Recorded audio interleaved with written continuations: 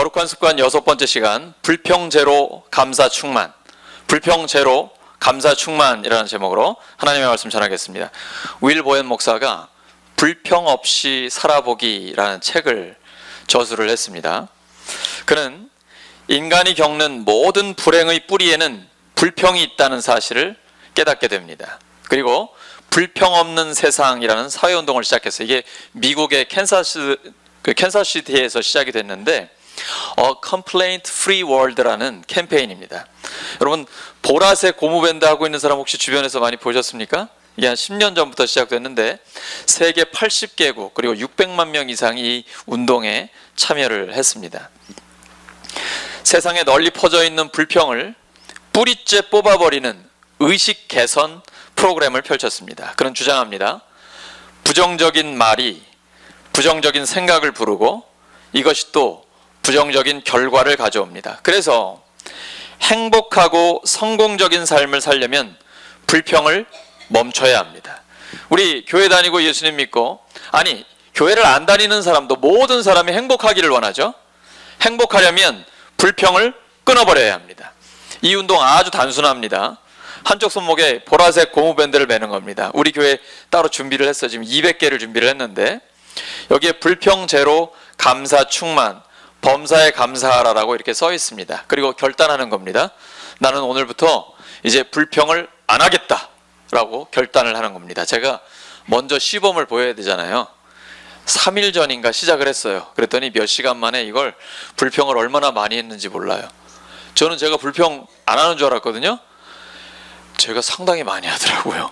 불평, 다른 사람 비난, 그리고 험담하는 거, 이걸 끊어버리겠다고 결단하는데 이거를 21일 동안 하면 성공하는 겁니다. 왜 21일로 했을까요? 다니엘 10장에 보시면 하나님이 환상을 보여주셨을 때 다니엘이 깨닫게 됩니다. 그 말씀의 뜻을 깨닫고 나서는 자기가 좋은 음식이나 고기, 포도주를 입에 대지 않고 몸에 기름을 전혀 바르지 않았던 기도의 기간이 21일입니다. 다니엘 기도하면 21일 하죠? 21일 동안 성공을 하면 이제 이 습관이 자기 몸에 배는 겁니다. 보통 새로운 습관이 내 몸에 뵐 때까지 21일 걸린다고 합니다. 우리 한번 해보는 거죠. 그러면 중간에 내가 불평을 해버렸어요. 의식을 했던 의식을 못했던 불평을 했습니다. 그럼 어떻게 할까요? 반대편으로 옮깁니다.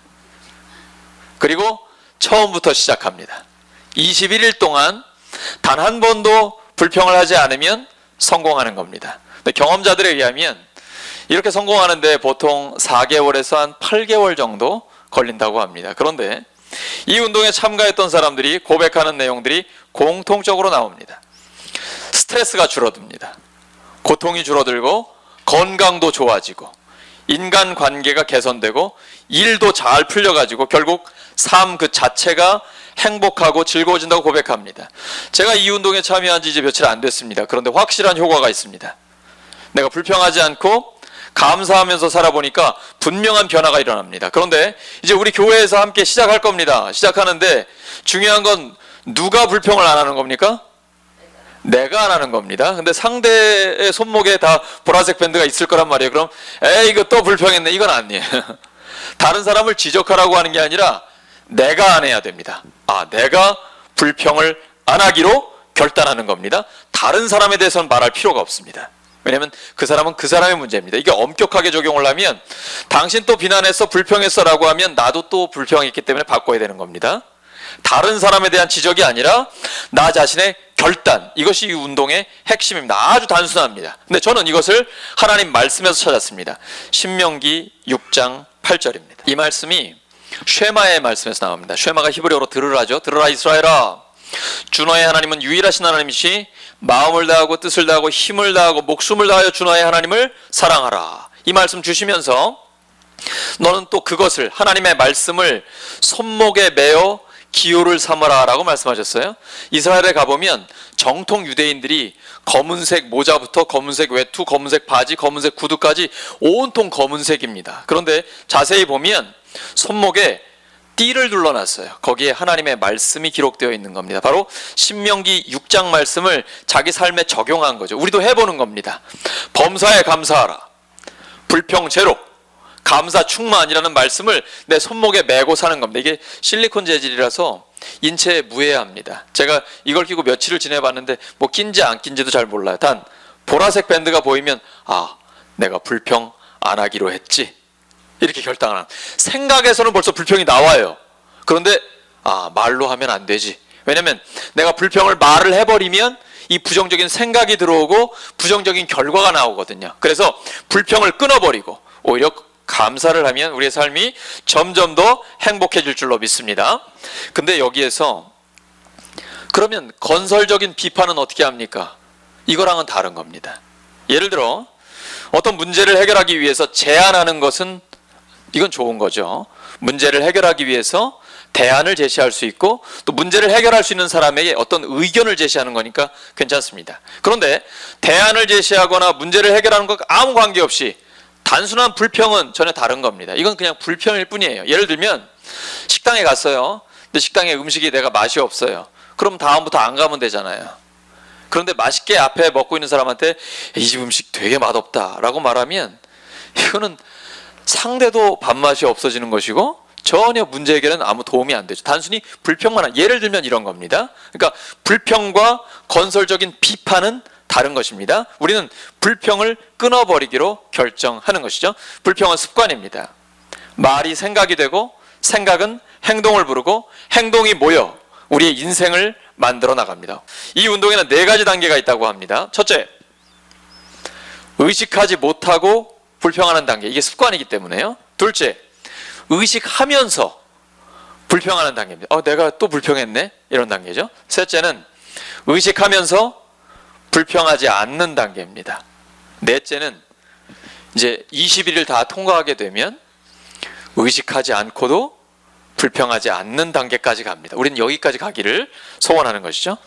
불평은요, 대부분 다른 사람들에게 어떤 동정을 받거나 인정받으려는 심리가 깔려 있습니다. 근데 그 기대와는 정반대의 결과가 나옵니다. 내가 불평을 하기 때문에 사람들과 멀어지게 됩니다. 불평은 다른 사람의 에너지를 고갈시킵니다. 다른 사람 기운 다 빠지게 만들어버려요. 또 어떤 문제가 있을 때 당사자와 이야기하지 않고 다른 사람하고 그 사람 얘기를 해요. 이걸 뭐라 그래요? 전문 용어로? 뒷담화라 그러죠? 이게 험담이란 말이에요. 이거는 불평, 험담일 뿐이지 문제 해결 안 됩니다. 그런데 당사자와 이야기하는 건 건설적인 의사소통입니다. 모든 불평은 현실을 도피하기 위해서 자기 변명에 불과한 경우가 대부분입니다.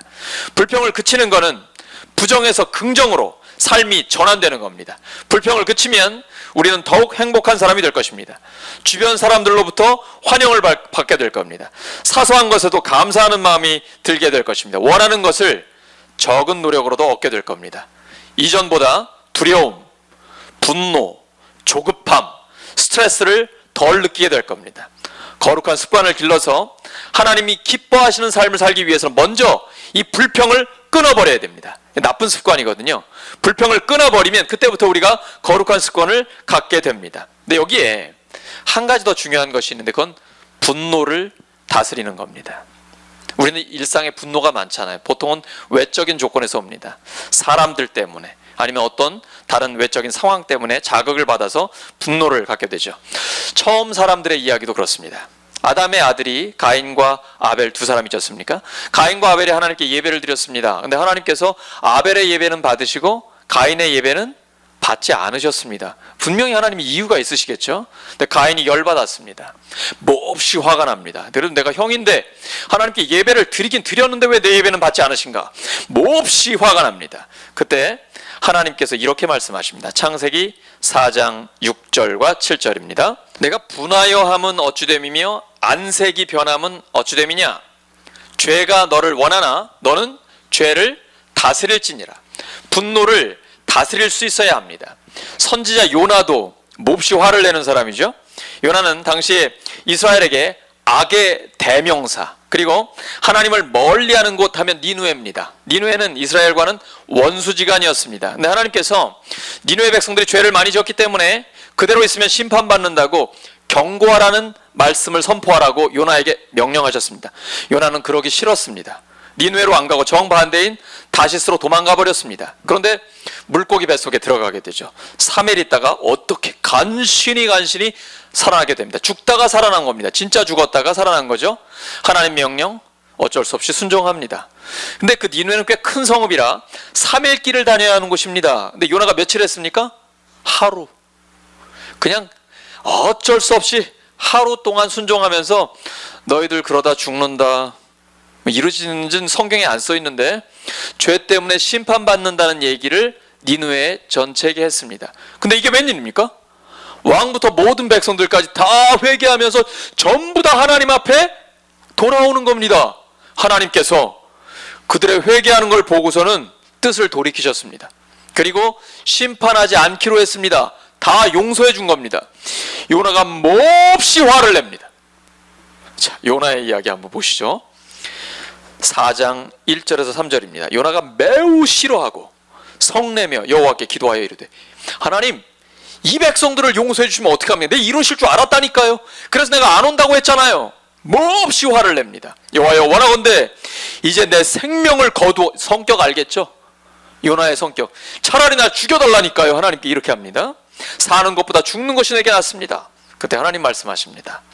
요나서 4장 4절, 내가 성내는 것이 옳으냐? 그리고 마지막 말씀입니다. 요나의 마지막 말씀 4장 11절, 가축도 많이 있나니 내가 어찌 아끼지 아니하겠니? 심지어 하나님 가축들까지 신경을 쓰십니다. 왜? 그 성품이 좋은 사람들은 가축도 귀하게 여기잖아요. 근데 그렇지 않은 경우에 막 함부로 대하거나 짐승이라고 그렇게 하면은 안 되는 거죠. 하나님은 가축도 아끼시죠. 지금 12만여 명이나 있는 이 니느웨의 사람들, 하나님께서 아끼는 게 당연하지 않느냐? 네가 화내는 게 옳으냐? 그 돌아보라는 거죠. 하나님은 이 사람들을 너무너무 아낀다고. 교회 다니는 사람만 아끼십니까? 아니요, 교회 안 다니는 사람도 아끼십니다. 예수님이 교회 다니는 사람만을 위해서 십자가에서 죽으셨습니까? 아닙니다. 모든 사람들을 위해서 십자가에서 생명을 내어주셨습니다. 하나님의 사랑은, 하나님의 햇빛이 모든 사람에게 가고 하나님의 이 비가, 귀한 비가 모든 사람에게 내리는 것처럼 하나님은 모든 사람들을 사랑하고 아끼십니다. 성경은 분노를 즉시 겉으로 드러내기보다는 잠잠히 참고 기다리는 것이 유익하다고 가르칩니다.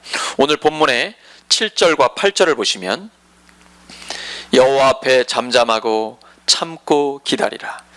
자기 길이 형통하며 악한 꾀를 이루는 자 때문에 불평하지 말지어다.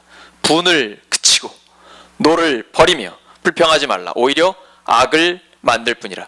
내가 분내고 화내는 게 도움되는 게 있나요? 아무것도 없잖아요.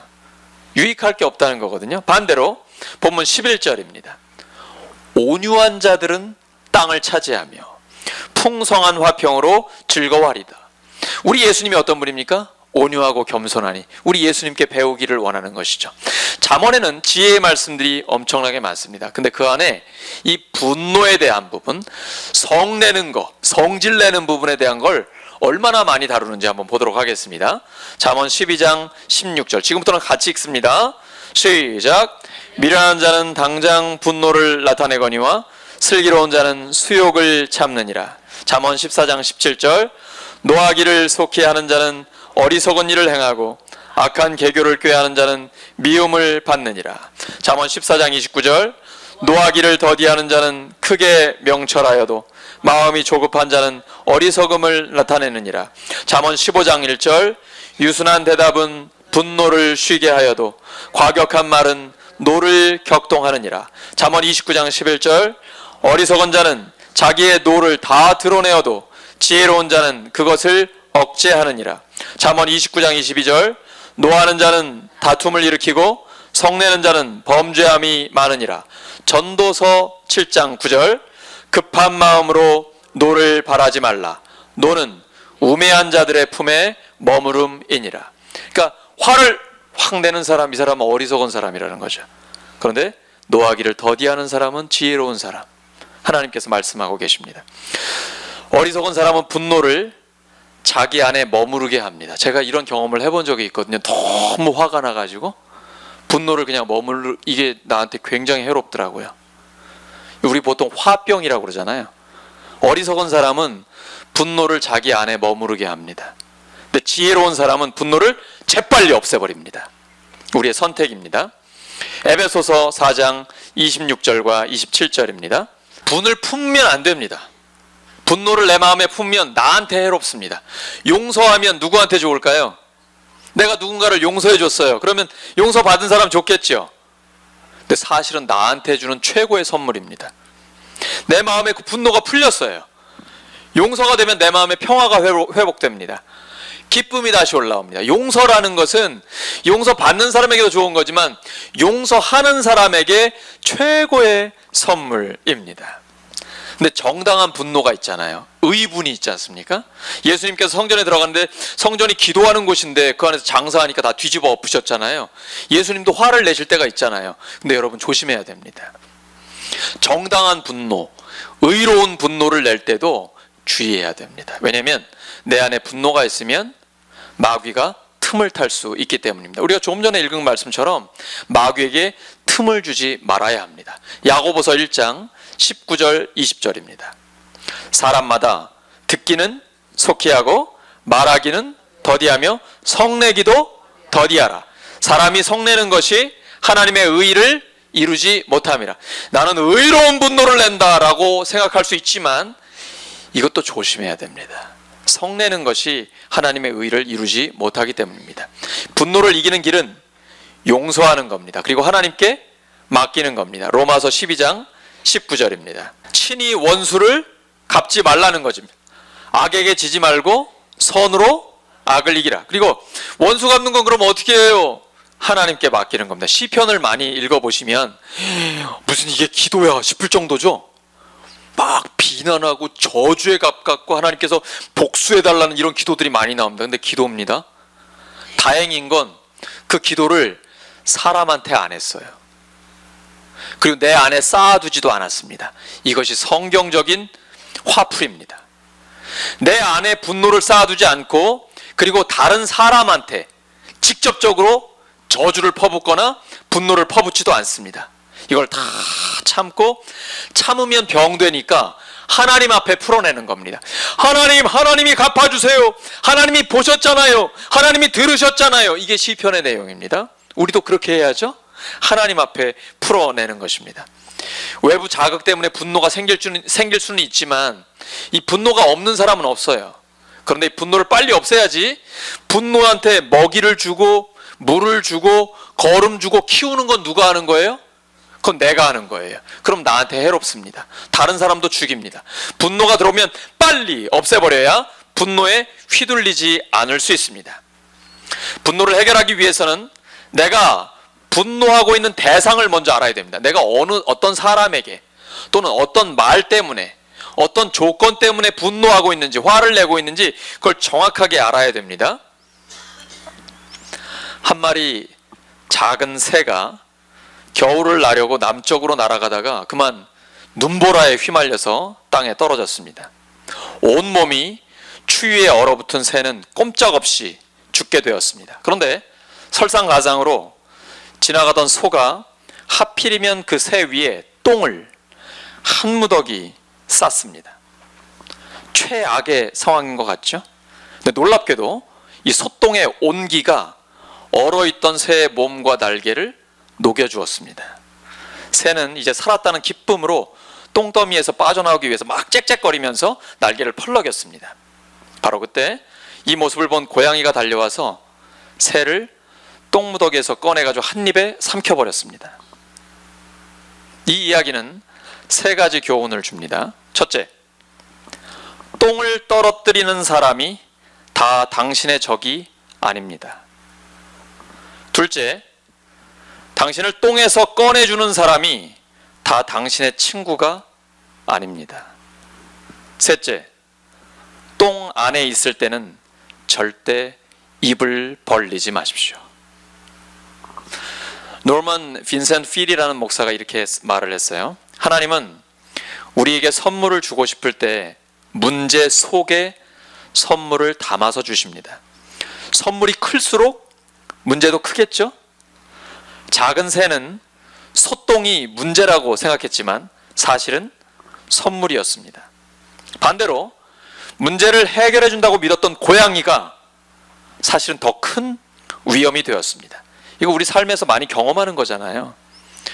분노는 어떤 경우에도 문제를 해결해 주지 못합니다. 분노를 잠재울 수 있는 것은 침묵, 인내, 포용, 용서와 같은 사랑뿐입니다. 그리고 분노를 다스리려면 지혜가 필요합니다. 인생에 지혜가 많이 있으시니까 시간적인 여유를 가져야 됩니다. 그리고 공간적인 여유도 가져야 됩니다. 또 하나는 심리적인 여유를 가져야 됩니다. 그리고 분노를 마음에 감추거나 다른 사람들에게 대놓고 표현하지 말고 하나님께 쏟아붓는 것이 지혜입니다. 오늘 말씀 정리합니다. 인간이 겪는 모든 불행의 뿌리에는 불평이 있습니다. 불평 제로, 감사 충만. 이제 오늘부터 우리 교회가 이 운동을 시작합니다. 이 운동을 통해서 우리 모두가 더 행복한 삶을 사시게 되기를 예수님의 이름으로 축원합니다. 어리석은 자는 자기의 분노를 다 드러냅니다. 분노를 다스리는 지혜로운 사람이 되시기를 예수님의 이름으로 축원합니다.